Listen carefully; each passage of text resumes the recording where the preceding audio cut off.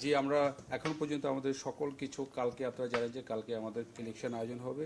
ইলেকশনের সকল কিছু আয়োজন ইতিমধ্যে সম্পাদিত হয়েছে এবং আমাদের এখানে আইন শৃঙ্খলার পরিস্থিতি খুবই ভালো আছে। আশা করি কালকে আমরা অত্যন্ত সুন্দর এবং শান্তিপূর্ণভাবে একটি ইলেকশন আয়োজন করতে সক্ষম হব। এবং আমরা একটু আগেই আমরা যত প্রার্থী আছেন ওনাদের সাথে আমরা একত্রিত হয়েছি, ওনাদের সাথে আলাপ করেছি। আলাপ করে পরে আমরা ইলেকশনের পরবর্তী সহিংসতা যেন না হয় সেই ক্ষেত্রে ওনারা ইলেকশনের পরবর্তীকালে সহিংসতা করবেন না বলে আমাদের কাছে ইতিমধ্যে ওয়াদাবদ্ধ হয়েছেন। তো একই সাথে আমাদের এনফোর্সিং এজেন্সিস যারা আছেন তাদের ভিজিলেন্স এখন চলছে। সো ফার সো গুড, আমাদের ইলেকশন পরিস্থিতি খুব ভালো আছে। আশা করি কালকে আমরা সুন্দর এবং শান্তিপূর্ণভাবে একটি ইলেকশন আয়োজন করতে সক্ষম হব। বারবার আপনাদের কাছে অভিযোগ আসছিল এক পক্ষ অথবা এটা প্রথম থেকে এই আসলে যেহেতু আসলে একটা পারিবারিক দুজনেই একই পরিবারে, সেই ক্ষেত্রে আসলে কোনো ধরনের আপনারা কি দেখছেন কি না যে কোনো ধরনের কেউ বর্তমান সংসদ সদস্য কিংবা যিনি আগে চেয়ারম্যান ছিলেন তারা কোনো ধরনের প্রভাব বিস্তার করছেন বা এরকম কিছু? আমাদের কাছে যেই ইস্যুটা হচ্ছে যে আমাদের কাছে সকল প্রার্থী আসলে আমাদের ইকুয়াল আমাদের কাছে, এবং ইসির আন্ডারে যেহেতু আমাদের কাজ হচ্ছে, আমরা ইসির যে সংশ্লিষ্ট যে ইলেকশন সংক্রান্ত যে আচরণবিধি আছে সেই আচরণবিধি এনফোর্সমেন্টের জন্য সকল প্রার্থীদেরকে আমরা বারবার উৎসাহিত করছি। এবং আপনারা যেহেতু জানেন যে স্থানীয় সরকার ইলেকশনটা অন্যান্য ইলেকশনের মতো নয়, এখানে সাধারণ জনগণের সম্পৃক্ততা এবং এটার মাত্রাটা একটু আলাদা। তো সেই ক্ষেত্রে সাধারণ জনগণের বেশ কিছু চাওয়া পাওয়া, বেশ কিছু ইস্যু এটার সাথে সম্পৃক্ত থাকে।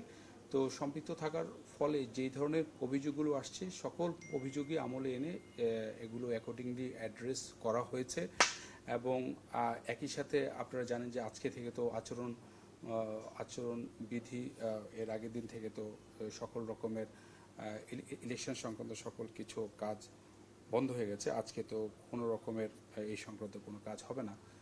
তো আমরা সোফার আমাদের কাছে যতগুলো অভিযোগ এসছে সকল অভিযোগই আমরা আমলে এনেছি এবং আমাদের রিটার্নিং অফিসার সকল কিছু আমলে এনে যা যা করার অ্যাজ পার ল সকল কিছু স্টেপ আমাদের পক্ষ থেকে ইতিমধ্যে হয়েছে।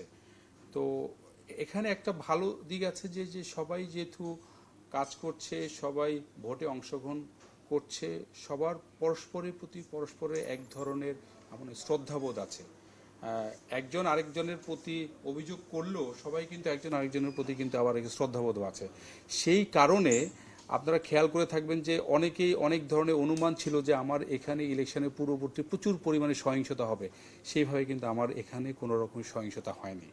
এটি হয়েছে যে আমাদের বিদ্যমান যে প্রার্থীরা আছেন সবাই পরস্পরের প্রতি শ্রদ্ধাবোধ সম্পন্ন ছিলেন বলে এটি আমাদের পক্ষে অর্জন করা সম্ভব হয়েছে।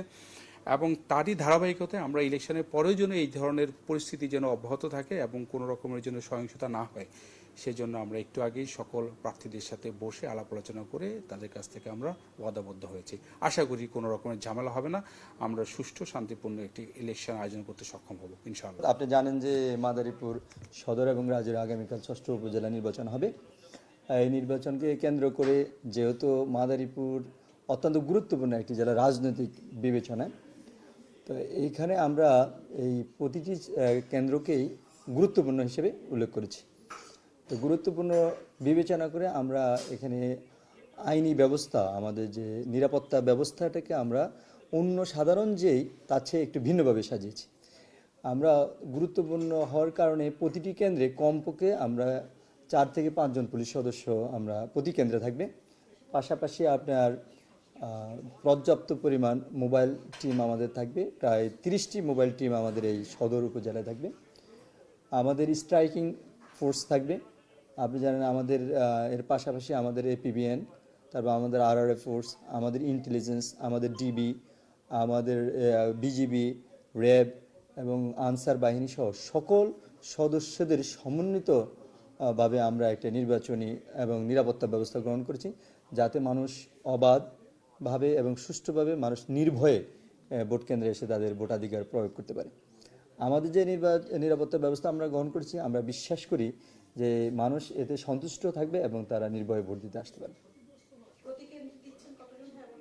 আমরা কোনো 4, 5, 6 এইভাবে আমরা প্রতিটি কেন্দ্রে, 4-এর নিচে নয় কেন্দ্রে, হ্যাঁ আর প্রতিটি 4টি কেন্দ্রকে মিলিয়ে আমরা একটি মোবাইল টিম কমপ্লিট 30টি মোবাইল টিম, তারপরে 60টি স্ট্রাইকিং ফোর্স। ভ্রাম্যমাণ আমাদের ম্যাজিস্ট্রেট থাকবেন, নির্বাহী ম্যাজিস্ট্রেটগণ থাকবেন এবং জুডিশিয়াল ম্যাজিস্ট্রেটও থাকবেন।